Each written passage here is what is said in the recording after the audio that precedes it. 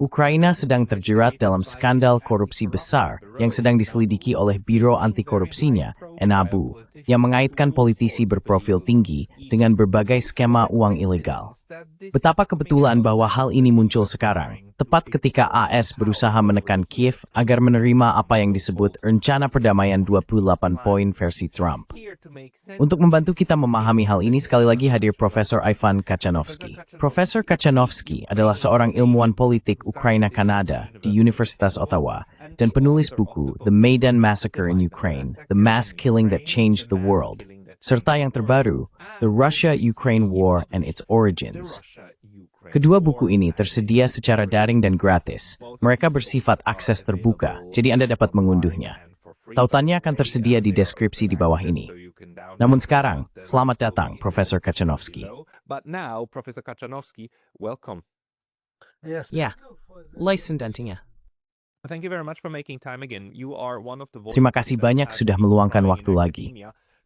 Anda adalah salah satu suara di dunia akademik yang benar-benar berusaha memahami sumber dari apa yang sedang terjadi secara politik dalam situasi yang sangat tragis ini.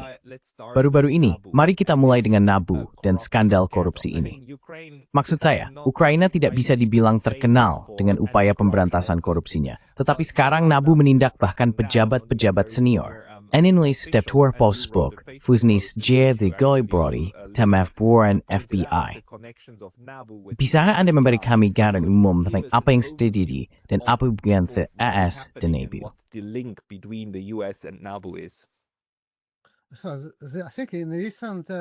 Saya rasa dalam sekitar 1 minggu terakhir, ada 2 perkembangan besar di Ukraina. Yang pertama adalah rencana perdamaian baru yang diusulkan oleh Donald Trump kepada Zelensky, yang kini kembali menjadi berita utama. Yang lainnya, yang sebenarnya terjadi sebelum pengumuman rencana tersebut, adalah skandal korupsi di Ukraina. Sebuah berita besar di sana baru-baru ini. Namun, dalam tingkat yang lebih rendah, hal ini tidak banyak diberitakan oleh media barat.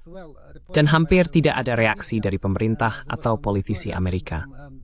Tapi saya pikir ini juga merupakan berita besar karena sangat terkait dengan rencana perdamaian yang kini sedang dibahas oleh Trump dan Zelensky. Mengingat dampak skandal korupsi ini terhadap Zelensky dan orang-orang terdekatnya.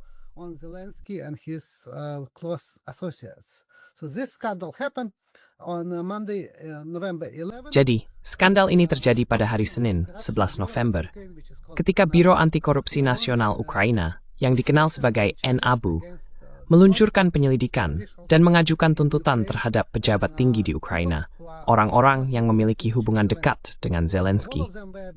Mereka semua pada dasarnya merupakan bagian dari lingkaran dalamnya. Tuduhan ini melibatkan Wakil Perdana Menteri pertama Ukraina, kemudian Wakil Perdana Menteri Chernyshov, yang juga memiliki hubungan dekat dengan Zelensky dan istrinya.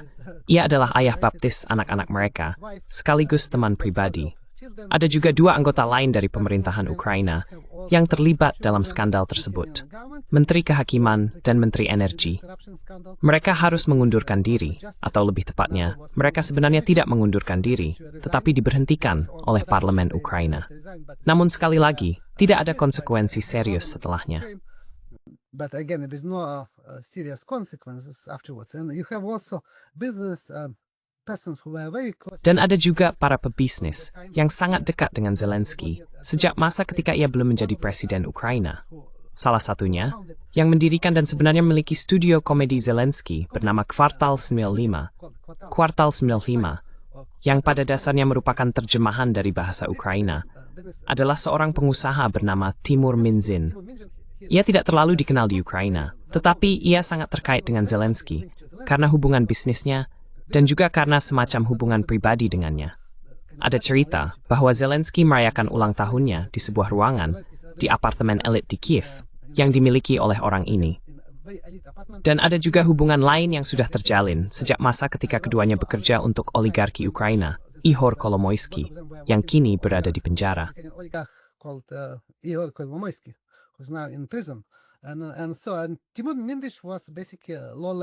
Jadi, Timur Minzhin pada dasarnya adalah orang dengan posisi rendah yang hanya bekerja untuk Kolomoisky. Ia membangun hubungan dan koneksi dengan Zelensky dan Kolomoisky. Setelah perang dimulai, ia berhasil menjadi sangat kaya dengan menerima banyak uang dari perusahaan negara bernama Energoatom yang bertanggung jawab atas pembangkit listrik tenaga nuklir di Ukraina. Ini sekali lagi merupakan skema ilegal. Dan NABU merilis rekaman orang ini bersama banyak pejabat tinggi lainnya di pemerintahan Ukraina. Beberapa di antaranya sudah saya sebutkan, tetapi juga ada yang dekat dengan Zelensky. Jadi ini adalah korupsi berskala besar, yang menurut saya, untuk pertama kalinya menjadi terbuka di Ukraina.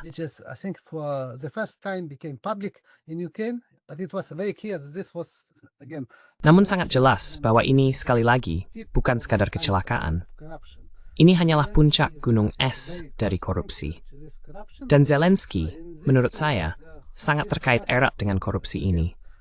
Dalam kasus ini, orang tersebut sekali lagi, Timur Minzin, dan seorang rekan lainnya berhasil melarikan diri atau setidaknya meninggalkan negara itu dengan bantuan yang jelas berasal dari pemerintah. Mereka menerima informasi tentang penyelidikan NABU dan berhasil meninggalkan Ukraina. Pertama, ke Polandia, ke Israel, dari Sungai Mulberry di Ukraina.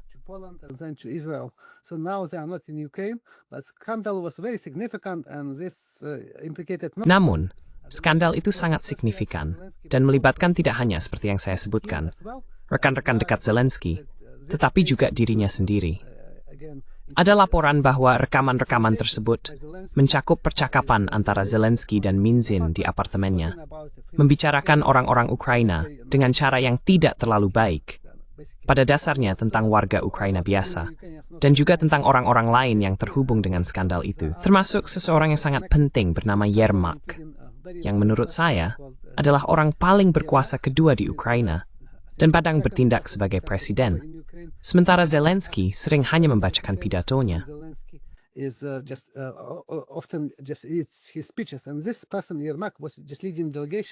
Dan orang ini, Yermak, baru saja memimpin delegasi Ukraina untuk pembicaraan damai di Jenewa bersama pejabat tinggi AS.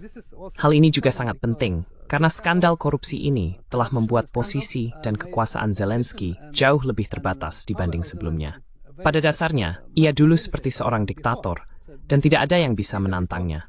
Tidak ada oposisi nyata, tidak ada media bebas, dan tiba-tiba muncul lembaga anti korupsi ini, yang sebenarnya sudah ada cukup lama, tetapi belum pernah melakukan penyelidikan sebesar ini. Dan tiba-tiba mereka merilis informasi tersebut, yang secara signifikan memengaruhi popularitas Zelensky dan kemampuannya untuk menjalankan kekuasaan di Ukraina.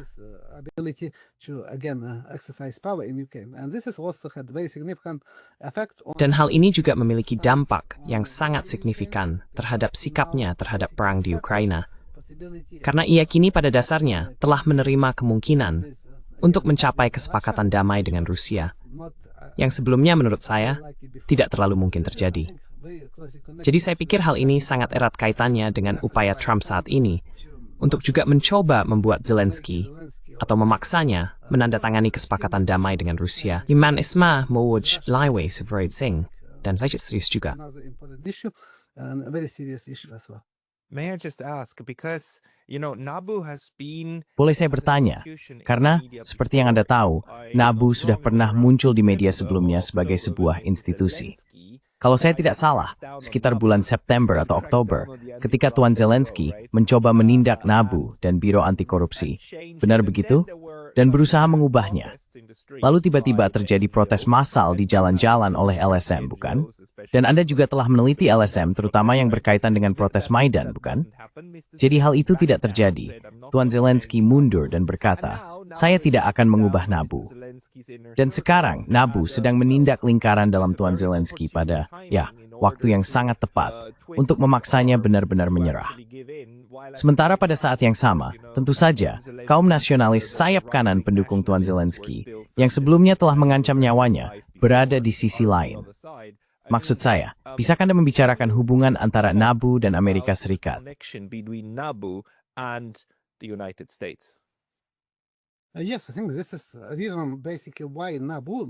Ya, saya pikir inilah pada dasarnya alasan mengapa NABU bisa meluncurkan penyelidikan ini sejak awal dan membuatnya menjadi publik. Karena tidak ada struktur lain di Ukraina, selain kelompok sayap kanan seperti Azov, yang dipimpin neo-Nazi dan organisasi sayap kanan lainnya yang dapat bertindak secara independen dari pemerintahan Zelensky. Dia pada dasarnya telah menyingkirkan semuanya. Dia mengambil alih kendali parlemen Ukraina. Dia menghastam alih naskama Ukraina, setara dengan FBI di Ukraina. Dia juga menguasai miliknya sendiri di parlemen. Jadi ia juga mengendalikan Perdana Menteri Ukraina, seluruh pemerintahan dan militer.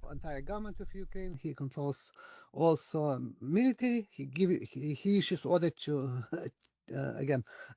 Dia kembali mengeluarkan perintah kepada Syrskyi, yang seharusnya merupakan pejabat militer tertinggi di Ukraina.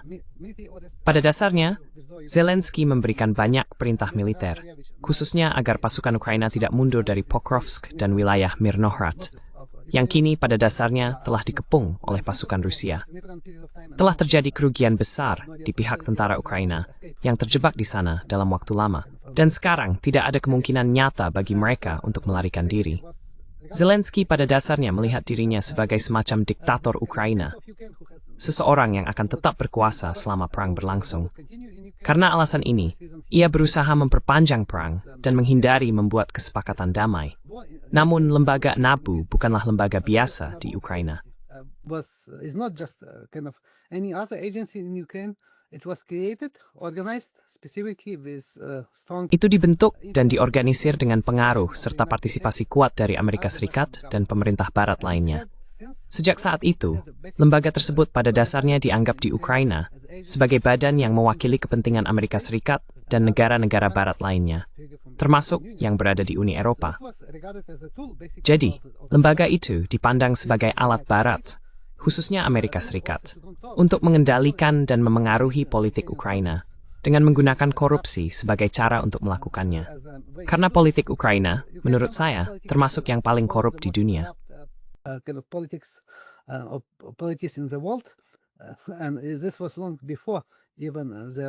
Dan ini terjadi jauh sebelum perang Rusia-Ukraina. Zelensky bukan pengecualian. Jadi inilah alasannya NABU. Ya, NABU dibentuk secara independen dari Zelensky. Lembaga itu tidak sepenuhnya berada di bawah kendalinya, jadi ia tidak bisa mengambil alihnya. Ia mencoba melakukannya pada musim panas tahun ini, setelah informasi tentang penyelidikan terhadap orang-orang dekatnya menjadi publik. Ada juga foto toilet emas yang dipublikasikan oleh salah satu anggota parlemen Ukraina dari apartemen rekan Zelensky, Kirilo Timoshenko.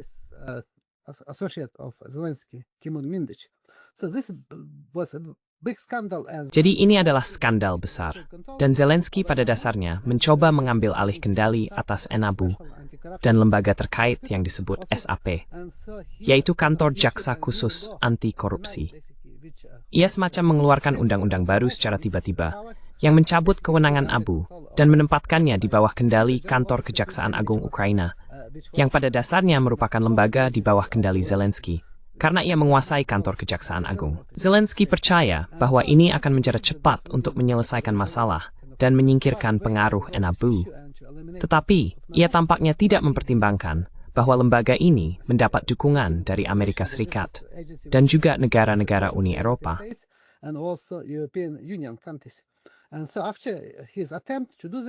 Setelah upayanya untuk melakukan hal itu, muncul reaksi langsung dari Barat, khususnya dari negara-negara Uni Eropa. Tidak ada reaksi publik dari Amerika Serikat, tetapi saya pikir reaksi pribadi sangat mungkin terjadi.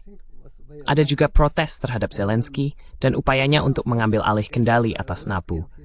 Dan ia gagal melakukannya, sehingga ia harus mundur dan membatalkan undang-undang tersebut. Ia juga mencoba mengklaim bahwa NABU bertindak sebagai agen Rusia, yang sekali lagi sepakom taktik style Ukraine. Setiap seseorang sesuatu men Zelensky, memang otomatis dianggap sebagai Rusia. Na tananya kapavu itsis. Saya tidak ingat persis, tapi itu dibuat, saya rasa, setelah Maidan, ketika Ukraina menjadi negara klien Amerika Serikat. Jadi pada dasarnya hal ini membuat pemerintah AS mengendalikan Ukraina sebagai negara klien dan bertindak sebagai pelindung Ukraina. Dan sekali lagi, Mereka membuatnya setelah Maidan pada tahun 2014, dan ini hanyalah manifestasi lain dari kendali atau pengaruh AS dari Amerika Serikat dan negara-negara Barat terhadap politik dan pemerintahan Ukraina. Dan lembaga ini sekali lagi sangat penting.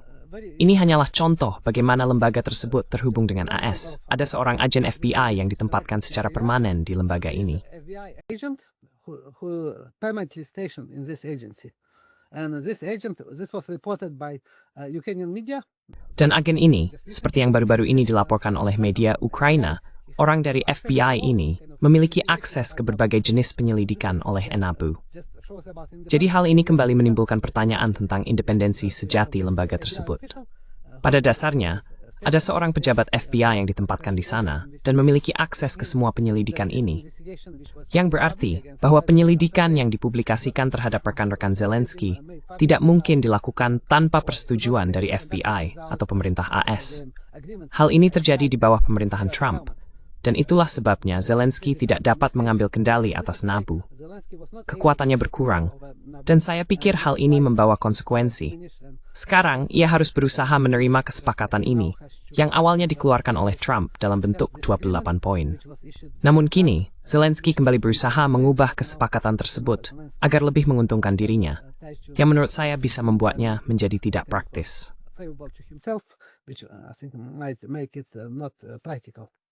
This is really fascinating because Ini benar-benar menarik, karena ini adalah fakta yang terbukti bahwa FBI memiliki kantor permanen di sana, berdasarkan perjanjian negara dengan Ukraina, yang memungkinkan orang ini ditempatkan di lokasi dan memiliki akses penuh ke NABU dan penyelidikannya, secara permanen, bukan hanya dari jarak jauh tetapi langsung di lapangan, benar-benar terintegrasi. Dan NABU sendiri, bisakah kamu jelaskan lagi kepada saya bagaimana strukturnya? Karena baiklah, ada Zelensky yang merupakan presiden, mengisi pemain Ukraina, dan tentu saja semua kementerian. NABU pasti merupakan bagian dari salah satu kementerian. Tetapi bagaimana bisa NABU sebenarnya independen dari misalnya Menteri Kehakiman atau kementerian manapun pada?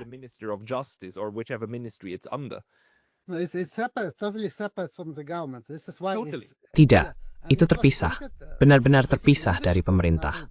Benar-benar, ya, dan lembaga itu dibentuk agar pimpinan ABU bisa independen. Biasanya di Ukraina, Zelensky dan pemerintahnya akan menunjuk orang mereka sendiri untuk memimpin sebuah lembaga, seperti yang mereka lakukan dengan Dinas Keamanan Negara Ukraina atau Kantor Kejaksaan Agung, yang pada dasarnya berfungsi sebagai lembaga keamanan dan penuntutan pribadi Zelensky. Namun, lembaga ini justru dipimpin oleh seseorang yang dipilih melalui proses yang melibatkan Amerika Serikat dan negara-negara Barat. Ada semacam proses seleksi khusus dengan partisipasi para ahli dari negara-negara Barat tersebut.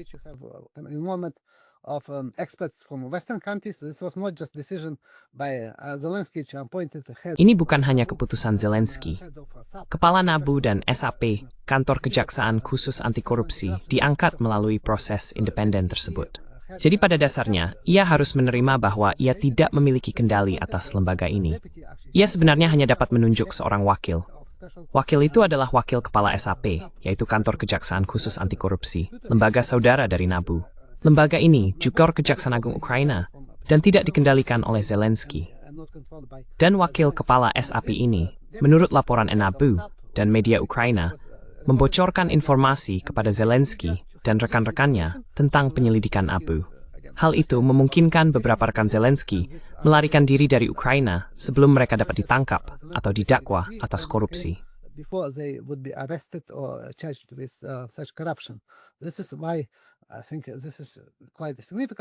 Inilah sebabnya saya pikir hal ini cukup signifikan. Selain ABU, ada juga laporan di media Ukraina bahwa wakil kepala NABU lainnya diangkat oleh Kedutaan Besar AS, bahwa mereka pada dasarnya dikendalikan oleh kedutaan. Ada sebuah departemen khusus di Kedutaan Besar AS yang bertanggung jawab atas lembaga penegak hukum di Ukraina.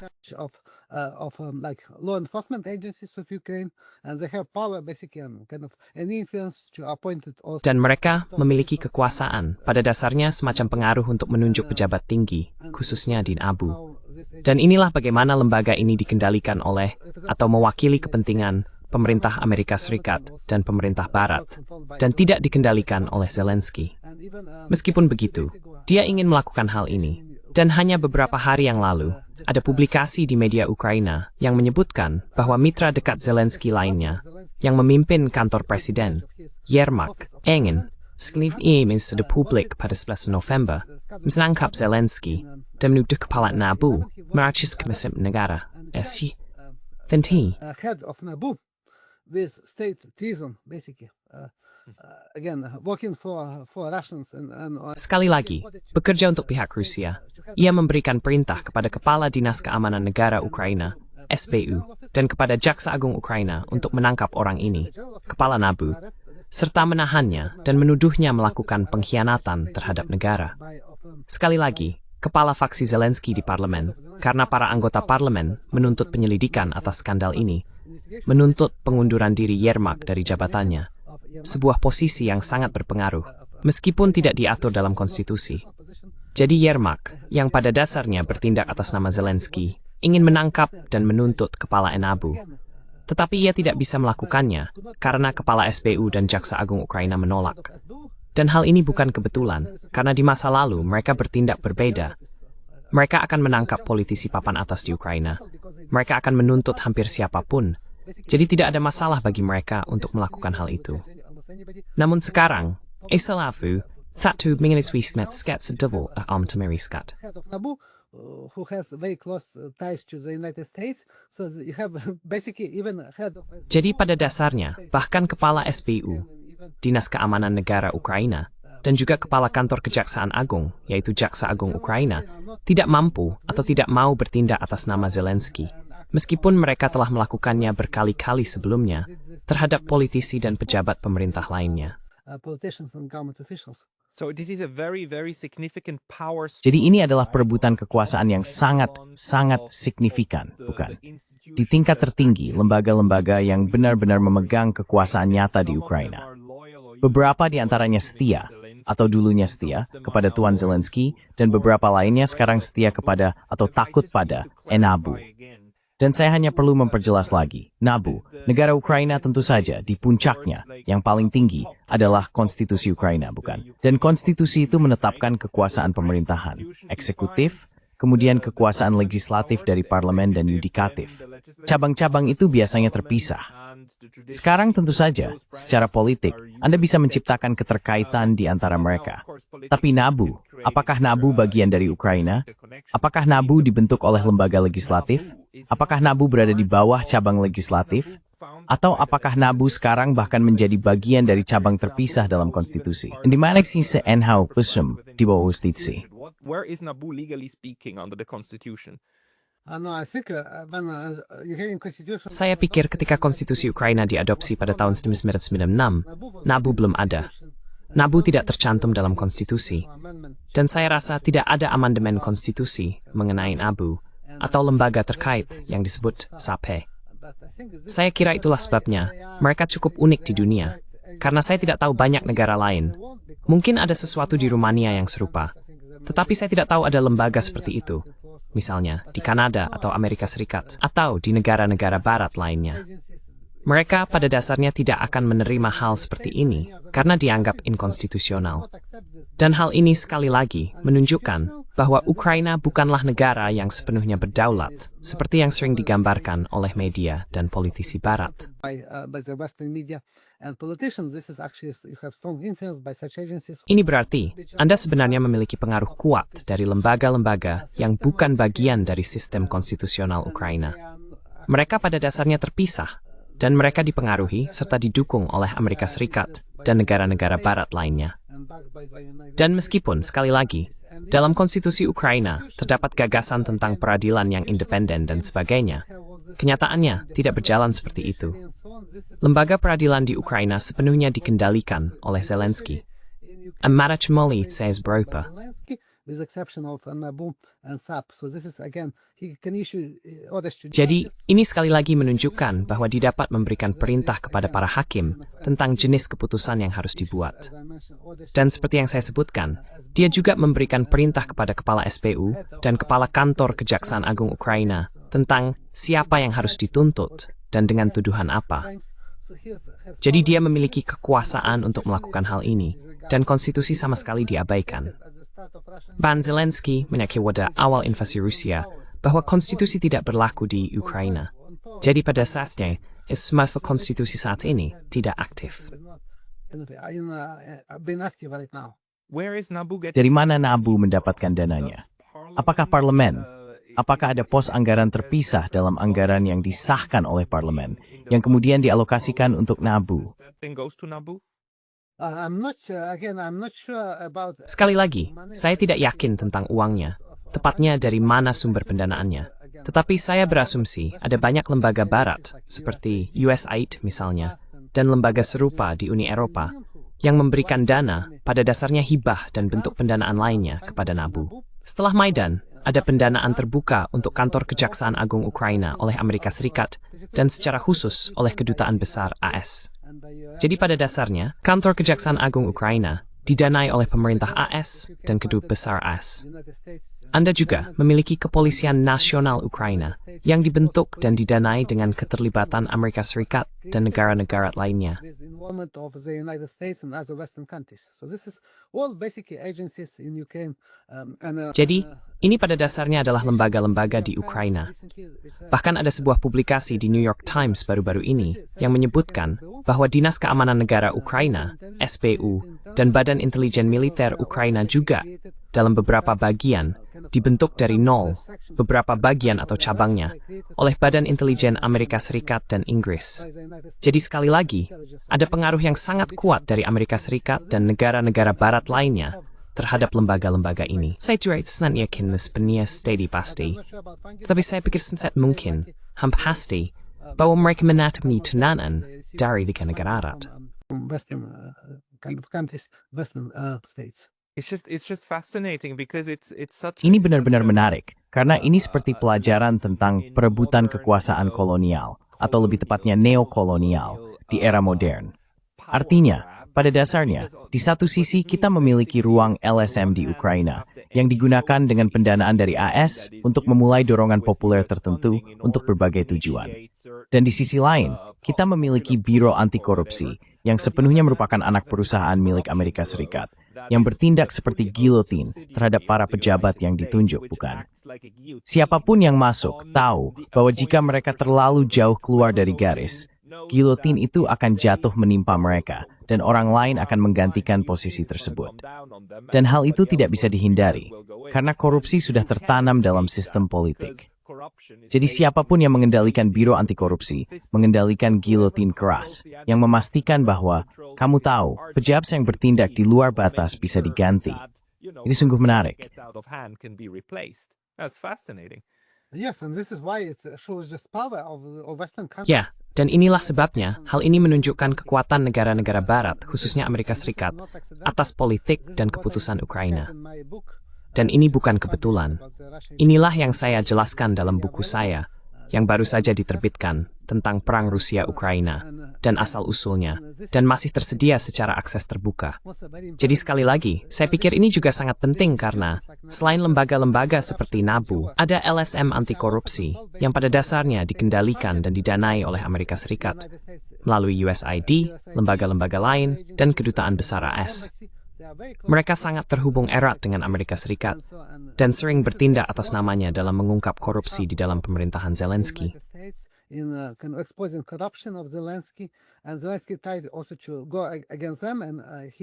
Dan Zelensky juga mencoba menentang mereka. Baru-baru ini, ia bahkan berusaha meluncurkan kasus pidana terhadap kepala LSM anti korupsi ini, yang memiliki hubungan erat dengan Kedutaan Besar AS di Kiev, dan ia mencoba memobilisasinya untuk dinas militer. Hal ini sekali lagi sangat penting. Hanya contoh lain dari kekuatan struktur semacam ini. Semua LSM yang didanai oleh pemerintah Barat mendapat pengecualian dari mobilisasi, dari wajib militer selama Perang Rusia-Ukraina. Jadi ada pengecualian khusus yang diberikan kepada semua LSM ini, dan orang-orang yang bekerja di dalamnya, yang didanai oleh Barat, oleh pemerintah Barat, dan saya pikir juga oleh organisasi seperti Yayasan Soros. Jadi mereka tidak bisa dimobilisasi. Dan ini adalah contoh lainnya. foundation, so they cannot be mobilized. And this is another example. This is basically Zelensky Pada dasarnya, Zelensky dapat menekan siapapun dan menggunakan kekuatan untuk memobilisasi warga Ukraina biasa, orang-orang yang mungkin tertangkap di jalan atau di tempat umum, dan mereka dibawa secara paksa, dipukuli, bahkan beberapa di antaranya terbunuh selama proses mobilisasi ini. Mereka dikirim ke militer tanpa pemeriksaan medis apapun dan tanpa persetujuan, dan banyak dari mereka kemudian melarikan diri. Namun dia tidak bisa melakukan hal yang sama, bahkan jika dia mau, terhadap LSM, karena mereka memiliki keterkaitan dengan negara-negara dan pemerintah barat. Itulah sebabnya saya pikir dia tidak bisa melakukannya. Dan saya pikir isu penting lainnya yang masih belum jelas adalah mengapa hal ini terjadi sekarang. Karena hal itu terjadi pada saat sedang berlangsung negosiasi antara Rusia dan Amerika Serikat mengenai rencana 28 poin untuk mengakhiri perang di Ukraina, yang dimulai saya kira pada akhir Oktober. which started, I think, in the end of October, and this plan became just public recently. Dan rencana ini baru saja menjadi publik, tetapi sebenarnya telah dinegosiasikan beberapa minggu sebelumnya. Pada saat yang sama, ketika rencana itu akan diumumkan untuk disampaikan kepada Zelensky, terjadi skandal di Ukraina. Jadi banyak orang di sana berasumsi bahwa itu hanyalah taktik dari Barat, dari pemerintahan AS, untuk menekan Zelensky, menempatkannya pada posisi yang lebih lemah, dan menunjukkan bahwa ia harus bergantung pada dukungan AS. Dengan begitu, kekuasaannya akan terbatas, dan ia tidak bisa menolak kesepakatan semacam itu dari Amerika Serikat. Jadi sekarang ia pada dasarnya menunjukkan kesediaannya untuk mengikuti hal itu, meskipun ia menolak rencana awal yang berisi 28 poin.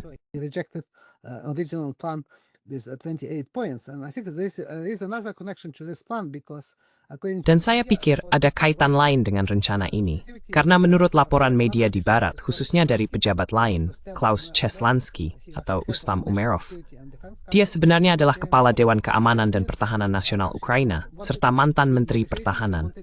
Selama negosiasi, dia ingin memasukkan ke dalam rencana ini satu poin yang akan menghapus segala bentuk penyelidikan atau audit terhadap semua bantuan yang diterima Ukraina selama perang dengan Rusia. Sebagai gantinya, dia mengusulkan untuk menambahkan satu poin yang akan memberikan amnesti bagi semua tindakan oleh semua pihak yang terlibat dalam konflik.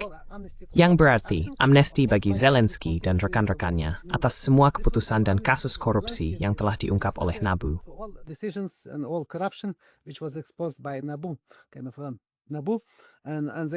Dan Amerika Serikat menyetujui hal ini dan memasukkan poin tersebut ke dalam rencana 28 poin. Saya tidak yakin apa hal itu masih ada dalam versi terbaru, tetapi saya rasa ini bukan kebetulan, karena Umerov, yang sangat dekat dengan Zelensky, sebelumnya adalah Menteri Pertahanan Ukraina, dan sekarang menjabat sebagai Kepala Dewan Keamanan dan Pertahanan Nasional. Ia juga muncul dalam rekaman yang dibuat sebagai bagian dari skandal korupsi ini. Ia secara khusus disebut oleh NABU saat mereka mempresentasikan dakwaan terhadap rekan-rekan Zelensky, dengan mengatakan bahwa ia dipengaruhi oleh orang-orang dekat Zelensky, khususnya dalam kasus korupsi tersebut. Ia tahu namanya disebut di sana, dan itulah sebabnya saya pikir ketika ia pergi ke Amerika Serikat, banyak orang berasumsi bahwa ia telah terungkap oleh skandal itu. Itu kenapa itu was hikt usfoden anserini, de tunbeth waits computer, tun et smamtes mbroth the growth datum korupsi, termasuk at Fimid. From involved in this corruption, including himself. I see it like you. Dan aku melihatnya seperti kamu. Aku hanya bertanya-tanya, apa artinya ini bagi proses perdamaian? Jika sekarang kita mengetahui bahwa bahkan di dalam Ukraina, Amerika Serikat mulai menggunakan giletin untuk mengancam pejabat tinggi secara pribadi. Jika mereka tidak mengikuti rencana, mereka akan disingkirkan. Apakah itu berarti AS kini berada pada titik yang jauh lebih serius dalam mencoba memaksakan perjanjian perdamaian krisis ini dibanding sebelumnya? Karena pertanyaan besar bagiku adalah, apakah Amerika Serikat benar-benar serius ingin mengakhiri pertempuran, atau ini hanya sandiwara untuk membuat Rusia tetap menebak-nebak, dan semua orang lainnya tetap waspada tentang apa yang ingin dilakukan oleh Presiden perdamaian itu? keep everybody kind of on edge of what the peace president wants to do. I think this depends on specific. Saya pikir hal ini bergantung pada anggota tertentu dari pemerintahan Trump dan politisi senior lainnya di Amerika Serikat, terutama anggota Kongres. Trump telah mengatakan bahwa ia ingin mengakhiri perang ini, dan saya pikir ia sedang bertindak untuk mengakhirinya secepat mungkin. Bagi dia, hal yang paling penting adalah mengakhiri perang. Namun, dia juga tahu bahwa Ukraina adalah negara klien Amerika Serikat. Jadi dia tidak bisa begitu saja meninggalkan Ukraina untuk melihat apa yang terjadi, seperti yang terjadi di Afghanistan, setelah AS terpaksa melarikan diri.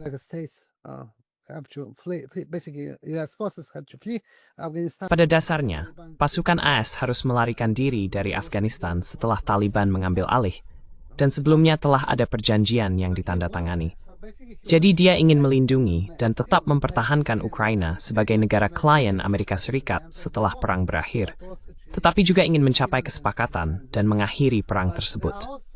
Namun, ada juga anggota pemerintahannya, seperti menurut saya, Marco Rubio, Jenderal Kellogg, dan lainnya, yang sangat anti-Ukraina dan melihat tipu apapun untuk menghadapi perang ini. Ukraine step home laiset. To end this war, they want this war to continue, and there are also very powerful politicians like Senator. Dan ada juga politisi yang sangat berpengaruh, seperti Senator Lindsey Graham, serta Senator Demokrat lainnya, dan anggota pemerintahan AS.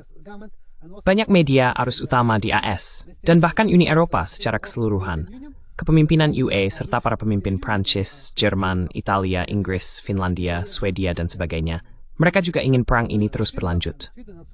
Bagi mereka, pada dasarnya, mereka ingin rencana ini gagal.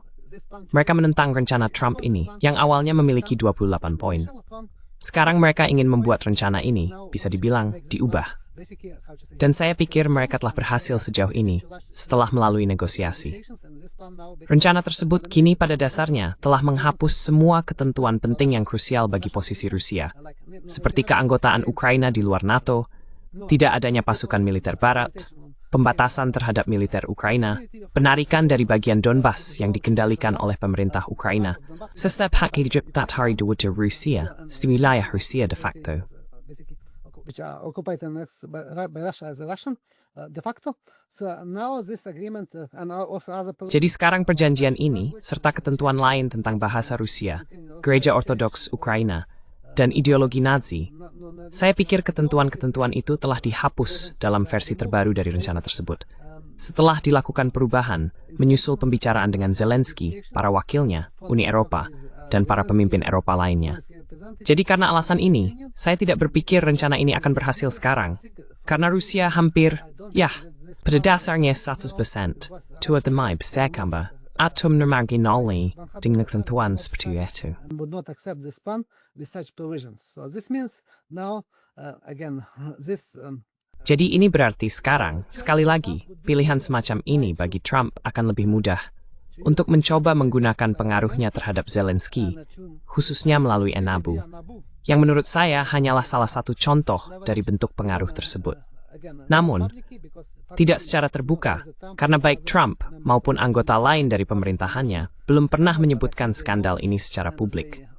Tapi saya pikir mereka mengetahuinya, dan mereka memiliki pengaruh kuat terhadap NABU. Jadi saya pikir Trump bisa membuat NABU menargetkan misalnya Yermak, jika Zelensky menolak rencana ini. Yermak ada dalam rekaman-rekaman itu, dan disebut oleh kepala NABU, namanya Alibaba. Dalam rekaman-rekaman itu, mereka menggunakan berbagai nama sandi, dan dia disebut sebagai Alibaba, tetapi secara khusus, dia disebut terlibat dalam korupsi. He was mentioned on these tapes as involved in corruption, so there were demands by Ukrainian parliament, even from Zelensky faction. Jadi ada tuntutan dari parlemen Ukraina, bahkan dari faksi Zelensky sendiri, untuk memecatnya. Tetapi Zelensky menolak melakukannya. Sebagai gantinya, ia mengirimnya untuk bernegosiasi dengan Amerika Serikat. Selain itu, seperti yang saya sebutkan, ada laporan di media bahwa nama dan suara Zelensky ada dalam rekaman, secara khusus membahas korupsi dan pengayaan ilegal dirinya serta rekan-rekannya dalam skema tersebut. Mereka juga berbicara tentang rakyat Ukraina biasa sebagai orang bodoh, tentang betapa mudahnya menipu mereka dan sebagainya. Ini akan menjadi skandal besar di Ukraina, sebuah kejutan bagi rakyat Ukraina dan juga bagi Barat. Karena selama ini telah tercipta citra Zelensky sebagai sosok seperti Churchill baru atau semacam George Washington versi Barat, seorang pahlawan yang telah mengorbankan hidupnya, usahanya, uangnya, dan pada shame as depois, in wisimo is to multithwas. Future basically for trying to save Ukraine, but actually he was enriching himself and his associates. Tapi sebenarnya, dia memperkaya diri sendiri dan rekan-rekannya. Karena Mindek ini, menurut saya, bukanlah orang yang benar-benar menjadi kepala skema tersebut. Saya pikir dia hanya perwakilan dari Zelensky dan Yermak, yang menurut saya hampir pasti. Jadi itulah sebabnya pemerintahan Trump, jika mereka mau, bisa saja menekan Zelensky dan anggota pemerintahannya yang lain, seperti Umerov dan Yermak, agar mereka lebih bersedia menerima rencana ini. Karena kalau tidak, mereka akan menghadapi risiko kehilangan kekuasaan di Ukraina, mendapat perlawanan dari faksi mereka sendiri, dan setelah itu, informasi tersebut akan dipublikasikan. Tapi saya rasa belum jelas apakah Trump bersedia melakukan itu.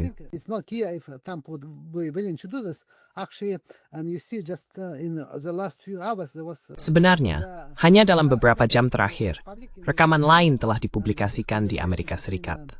Rekaman ini berisi percakapan antara Vitkov, yang merupakan perwakilan khusus Donald Trump untuk negosiasi dengan Rusia, dan Ushakov, penasihat luar negeri Rusia untuk Putin, di mana mereka membahas rencana perdamaian asli yang terdiri dari 28 poin.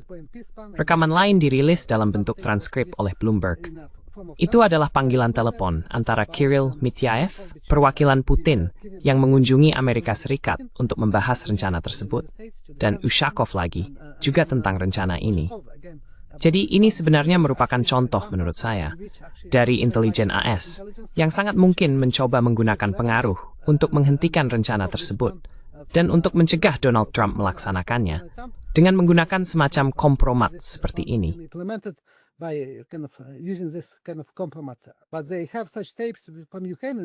Tapi mereka memiliki rekaman seperti itu dari Ukraina, dan mereka memiliki jauh lebih banyak informasi dari Ukraina tentang korupsi. Tetapi mereka tidak pernah melakukan hal ini lagi sampai baru-baru ini, sampai skandal ini terjadi. Jadi saya pikir jika mereka mau, mereka bisa melakukannya sebelumnya. Tetapi sekarang mereka melakukannya di Amerika Serikat sendiri, berusaha melakukan hal sebaliknya, dan menghentikan rencana Trump agar tidak dilaksanakan. Dan saya pikir sangat mungkin mereka akan berhasil, karena sekarang akan sangat sulit bagi Trump untuk mencoba menekan Zelensky dan membuat rencana ini dapat dijalankan kembali. Dan jika modifikasi yang diminta oleh Zelensky dimasukkan dalam versi baru rencana ini, Putin tidak akan menerimanya, dan perang akan berlanjut.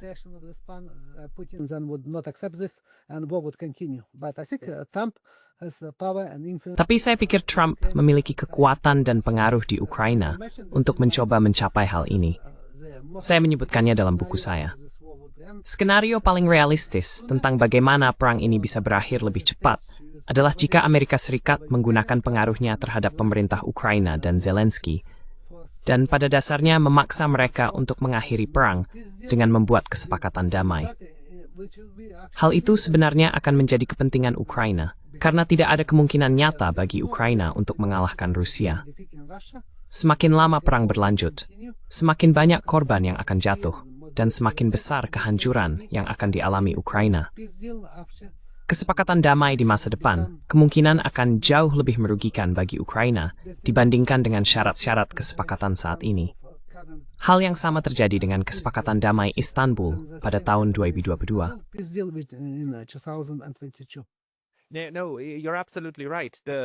Tidak, kamu benar sekali. Masalahnya adalah, penjelasanmu juga menunjukkan bahwa kita sebenarnya tidak bisa benar-benar yakin siapa yang memegang kekuasaan. Maksudku, ketika kita mengatakan Amerika Serikat mengendalikan Ukraina, masalahnya adalah Amerika Serikat sendiri tidak berada di bawah kendali terpusat. Karena misalnya jika NABU pada dasarnya dikendalikan oleh FBI, maka itu berarti Tulsi Gabbard adalah orang yang seharusnya memiliki pengaruh paling langsung terhadapnya. Tapi apakah kamu tahu ada lembaga-lembaga AS lain yang memengaruhi NABU, seperti misalnya CIA, karena kita tahu CIA tidak dapat diaudit? Because we know the CIA is not auditable. The CIA has the CIA can CIA dapat menyembunyikan tindakan apapun yang diinginkannya, bahkan dari Senat AS. Ini adalah negara di dalam negara. Dan saya pikir itu benar. Sekarang kita bisa melihat bahwa di dalam Amerika Serikat ada semacam perang saudara tentang bagaimana melanjutkan perang di Ukraina. Berbagai lembaga dan faksi yang tidak berada di bawah kendali Donald Trump sedang berjuang untuk mendapatkan pengaruh atas apa yang akan terjadi. Itu termasuk pengaruh atas NABU dan LSM untuk menekan Zelensky dengan satu cara atau lainnya. Apakah kamu tahu siapa lagi yang terlibat dalam perebutan kekuasaan di AS untuk mengendalikan ABU dan LSM tersebut?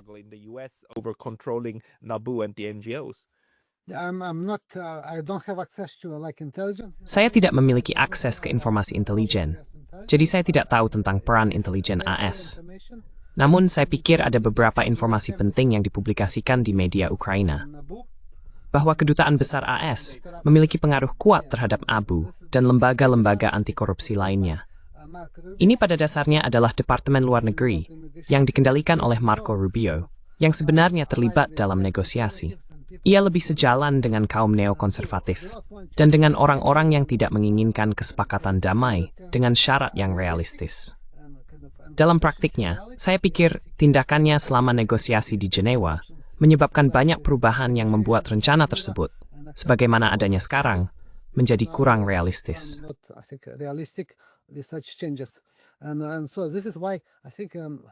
Dan inilah mengapa saya berpikir, ini adalah salah satu contoh di mana bukan hanya garis kendali langsung, seperti NABU yang dijalankan oleh Trump atau FBI. Lebih tepatnya, Amerika Serikat sebagai sebuah negara memiliki bentuk kendali yang serupa atas hubungan antara negara kliennya Ukraina dan dirinya sendiri, serta dengan negara-negara barat lainnya. Ini bukan hanya tentang satu orang atau satu organisasi. Ini lebih merupakan hubungan antar negara. Selain itu, ada juga pengaruh yang kerja seperti perusahaan gabungan, di mana berbagai politisi dan lembaga masing-masing memiliki kepentingan dalam institusi ini. Mereka semua memiliki suara dalam apa yang dilakukan dan bagaimana cara kerjanya. Dan pengaruh ini tidak terbatas pada Amerika Serikat saja.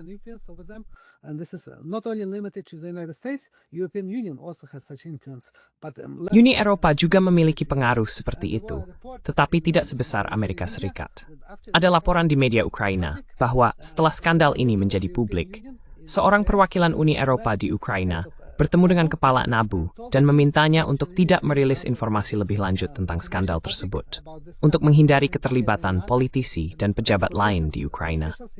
Pada dasarnya, mereka diminta untuk menghentikan hal ini, dan itulah yang terjadi.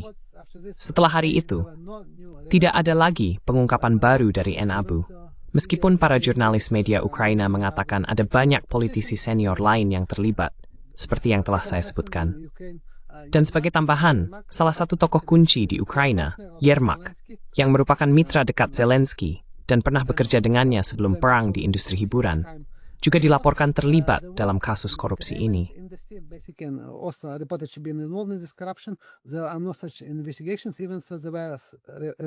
Tidak ada penyelidikan semacam itu, meskipun ada laporan bahwa dia akan didakwa oleh NABU atas kasus korupsi besar-besaran ini. Dan Tucker Carlson baru-baru ini menulis di media sosial, di Twitter, di X, bahwa Wall Street Journal memiliki informasi tentang korupsi besar-besaran yang dilakukan oleh Yermak. Namun mereka belum mempublikasikan informasi tersebut selama beberapa bulan, meskipun sudah memilikinya. Dan mereka melakukan hal itu, konon, untuk memperpanjang perang di Ukraina. Saya pikir sangat jelas bahwa ada banyak politisi berpengaruh, pejabat pemerintah, dan lembaga, baik di Amerika Serikat maupun di Barat, di Uni Eropa, yang tidak ingin mengakhiri perang ini. Mereka menggunakan pengaruh NABU ke arah yang berlawanan. Jadi mereka bisa mencoba menghentikan penyelidikan ini, atau membuatnya kurang terbuka, agar tidak berseberangan dengan Zelensky dan rekan-rekannya. Anushan terhadap Ahi, itu semetath.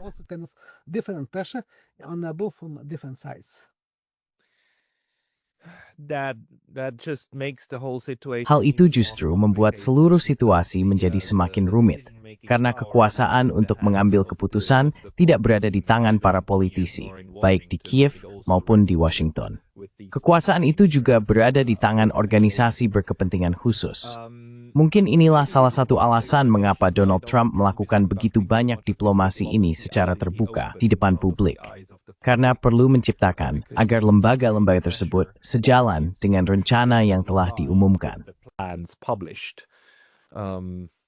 I'm not sure, again, this I think very interesting. Saya tidak yakin. Sekali lagi, kisah ini sangat menarik. Bagaimana rencana ini menjadi publik? Saya telah meneliti perang ini dengan sangat cermat. Saya mengikuti politik Ukraina secara profesional, jadi saya selalu mengikuti semua berita. Saya pertama kali melihat rencana ini ketika teks lengkapnya dipublikasikan. Rencana itu diterbitkan oleh media Ukraina dan oleh seorang politisi Ukraina yang merupakan anggota parlemen Ukraina. Rencana itu muncul di media sosial melalui media Ukraina, para blogger dan politisi tersebut yang sebenarnya merupakan anggota faksi Poroshenko. Mereka menerbitkan rencana itu dalam bahasa Ukraina setelah kunjungan seorang perwakilan AS, Kepala Angkatan Darat AS pada dasarnya, yang mengunjungi Ukraina dan menyerahkan rencana ini kepada Zelensky.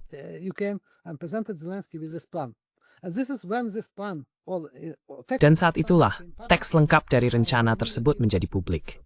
Saya langsung mempostingnya, baik terjemahan bahasa Inggris maupun versi aslinya dalam bahasa Ukraina, semacam tangkapan layar dari rencana itu, di akun X dan akun Facebook saya, dan itu menjadi viral. Jadi sekali lagi, begitulah menurut saya rencana ini terungkap dan bocor.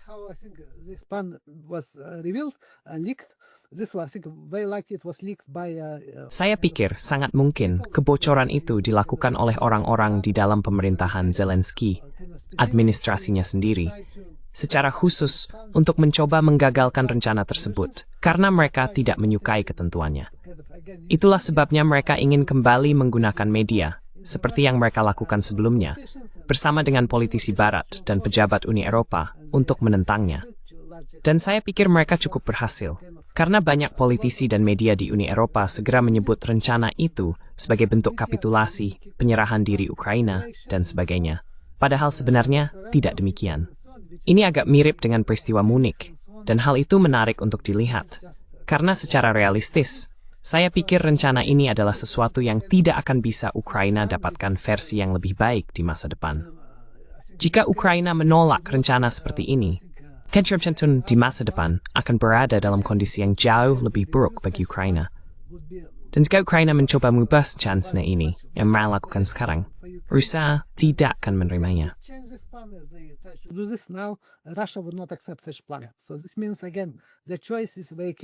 Jadi ini berarti, sekali lagi, pilihannya sangat jelas.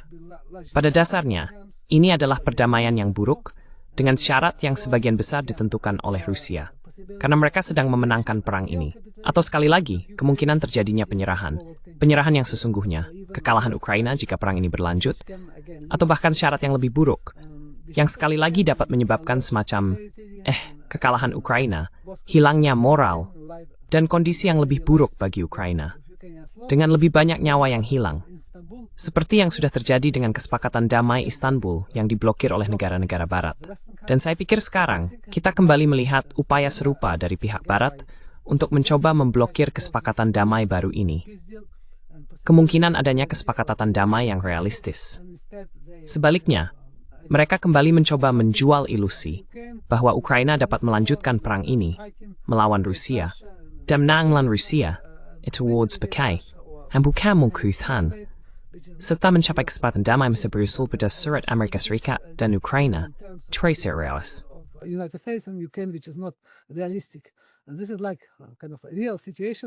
Dan ini adalah situasi yang nyata, bukan sekadar fantasi yang disajikan oleh media dan politisi, seolah-olah ada pilihan yang benar-benar nyata. Pada dasarnya, tidak ada opsi nyata bagi Ukraina untuk mencoba memaksakan kesepakatan damai kepada Rusia, atau bagi Barat untuk melakukannya, karena saya pikir Rusia tidak akan menerimanya. Dan hal itu perlu dipahami. Saya juga membahas hal ini dalam buku saya. Sekali lagi, saya berbicara tentang negosiasi damai di Istanbul. Sekarang, saya melihat puspis utwi hak Barat untuk menghalijni kesepakatan damai ini. Oh, membuatnya tidak realistis. To make it not realistic. Yeah, I think you're right. I think the factions. Saya rasa Anda benar. Saya pikir faksi-faksi di dalam AS dan Eropa yang berusaha menghalangi hal ini mungkin saat ini sedang memegang kendali, sayangnya. Dan sekali lagi, menghambat kemungkinan untuk mengakhiri pertempuran, serta memulai proses konstruktif untuk berinteraksi dengan Ukraina, Rusia, dan Eropa. Tapi, Profesor Kachanovsky, orang-orang yang ingin mengikuti Anda dan membaca lebih banyak dari Anda sebaiknya mengunjungi Twitter Anda. Mereka bisa mencari buku-buku Anda. Umar ada tempat lain orang misteri dan growth. Is there another place where people should find your work? Yes, I can send you links to my open. Ya, saya bisa mengirimkan tautan ke buku-buku saya yang akses terbuka. Buku terbaru saya, Asal-Usul Rusia-Ukraina, dari Maidan hingga Perang Ukraina, telah diterbitkan dan sudah memiliki hampir 1.000 tampilan dan unduhan untuk keseluruhan buku di situs web penerbit.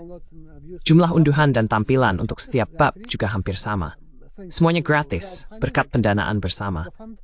Saya menggunakan kampanye GoFundMe yang sekarang hampir selesai.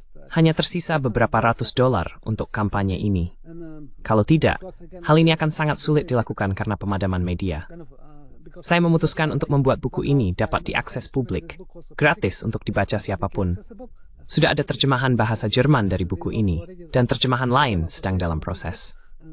Orang juga dapat menemukan penelitian saya yang bersifat akses terbuka melalui website akademik saya, academia.edu dan ResearchGate. Menceritakan diskusi mulai publik saya melalui Twitter saya. But I think my books I think would be on my Twitter. I'm very active also on Facebook about comments about. Saya juga sangat aktif di Facebook, memberikan komentar tentang semua perkembangan terbaru di Ukraina. Saya melakukan ini sebagai seorang akademisi, sebagai seorang cendekiawan Ukraina, yang telah meneliti konflik ini selama waktu yang sangat lama. Dan saya pikir sangat penting bagi saya sebagai cendekiawan Ukraina di Kanada untuk melihat apa yang terjadi dengan Ukraina. Karena hal ini memengaruhi saya secara pribadi. Misalnya, beberapa kerabat jauh saya terbunuh dalam perang ini, dan tetangga saya sebenarnya membelot dari militer Ukraina. Ia kemudian ditangkap kembali dan dibawa ke tempat pelatihan militer. Dan 5 hari kemudian, mereka menemukannya tewas, dengan memar dan luka di kepalanya. Tidak ada yang menyelidiki hal ini, meskipun sangat mungkin ia dibunuh selama pelatihan militer di Ukraina Barat. Again, during this military training in Western Ukraine, but again, no investigation, and even his family members were. Tapi sekali lagi, tidak ada penyelidikan, dan bahkan anggota keluarganya diberitahu untuk tidak memintanya. Jadi ini seperti tanpa hukum sama sekali. Ada juga orang lain yang mengunjungi Ukraina, lagi-lagi di bagian barat Ukraina, yang juga terdampak oleh perang ini. Namun, inilah alasan mengapa, bagi saya, penting untuk mempelajari perang ini dan melihat bagaimana perang ini dapat diselesaikan. Itulah sebabnya saya menerbitkan buku ini. Saya berais berwasanti sebaik demi versi busia, temang pengisi, kama setiap alternatif and arahanif lain, selain Jeff Kazibrokmu bagi Ukraina. With exception of peace, would be even worse for Ukraine. And I congratulate you. Dan saya mengucapkan selamat kepada Anda. Saya mengucapkan selamat atas pekerjaan Anda, dan karena telah menjadikannya akses terbuka. Tolong juga kirimkan tautan untuk halaman GoFundMe Anda. Dan semua orang, jika Anda ingin mendukung Profesor Ivan Kachanovsky, bantu dia menyelesaikan proyek GoFundMe-nya, karena buku-buku akademik ini membutuhkan biaya yang sangat besar untuk diterbitkan. Kita berbicara tentang sekitar $10,000 AS, atau antara 6.000 tergantung pada penerbitnya, untuk menjadikannya akses terbuka. Ini memang tidak masuk akal, tetapi itulah kenyataan yang harus kita hadapi sebagai akademisi yang bekerja dengan penerbit-penerbit tersebut. Sangat penting untuk membuat semua itu tersedia bagi publik, karena pengetahuan ini diperlukan untuk memahami mengapa dan bagaimana perang mengerikan ini terjadi. Dan sekali lagi, izin Zebro selatatniskan Anda, Profesor Kachanovsky. Terima kasih atas waktu ini. Kachanovsky, thank you very much for your time today. Yeah, thank you. Terima kasih.